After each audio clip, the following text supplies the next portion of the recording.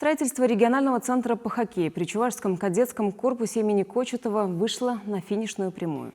Спортивное сооружение возводится в рамках программы «Спорт. Нормы жизни» национального проекта «Демография».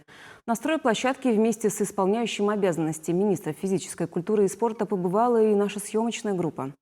Евгения Зиновьева о том, что уже сделано и когда на лед смогут выйти любители хоккея и фигурного катания.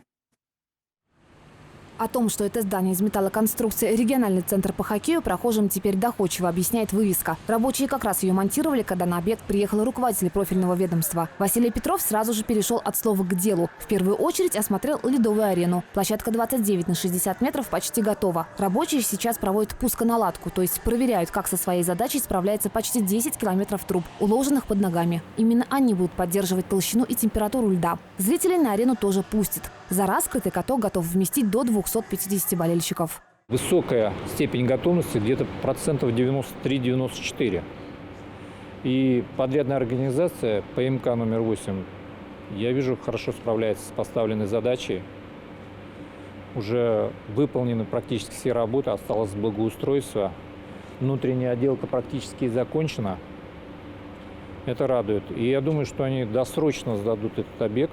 Объект в 4000 квадратных метров подрядчик из Цивильска намерен сдать в конце апреля. Возвели региональный центр по хоккею в рекордные сроки буквально за год. На это ушло более 200 миллионов рублей федеральных и республиканских средств. В нашей съемочной группе руководитель строительной компании признался, возведение подобного спортивного сооружения – это их первый опыт. В основном фирма специализируется на строительстве многоэтажек. Страшновато было, честно говоря. Потом мы все это в курс вошли и быстро-быстро все построили. Все в графике, все в темпе.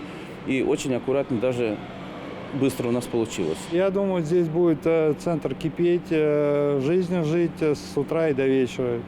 Очень светло, современные условия, современные борта, стекла, оснащение, само освещение со всем требованиям, которые предъявляет Федерация хоккея России. Это все здесь есть.